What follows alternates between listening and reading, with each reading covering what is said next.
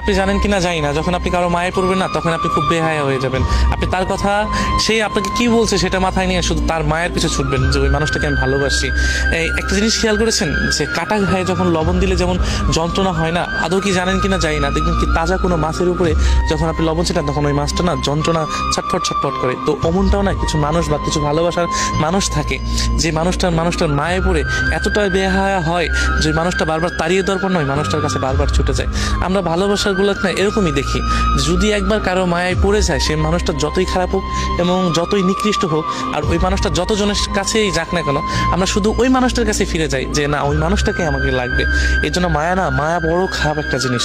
যদি কারোর শরীরে বা অন্তরে একবার লেগে যায় না, শুধু ওই মানুষটা না ওই মানুষটার কাছেই টানে। আর ওই মানুষটা আপনাকে তাড়িয়ে দিবে, ওই মানুষটা আপনাকে বুঝবে না, ওই মানুষটা আপনার সামনে অন্যজনের সাথে মিশবে, ওই মানুষটা আপনার সামনে আপনি যেই জিনিসগুলো পছন্দ করেন না সেই জিনিসগুলো বারবার করার চেষ্টা করবে। কিন্তু ওই মানুষগুলো না একটা সময় দেখা যায় ওইটা বেশি বেশি করার পরও না, তারপরও ওই মানুষগুলোর কাছে ছুটে যাবে। কারণ কি জানেন, ওই একটা মাত্র কারণ, মায়া। এই জন্য মায়া জিনিসটা আমাদের ভিতরে এমনভাবে দেয়া হয়েছে যে নারী মায়া লাগানোর দিক দিয়ে শ্রেষ্ঠ, অভিনয়ের জন্য শ্রেষ্ঠ, ছলনাময়ের দিক দিয়ে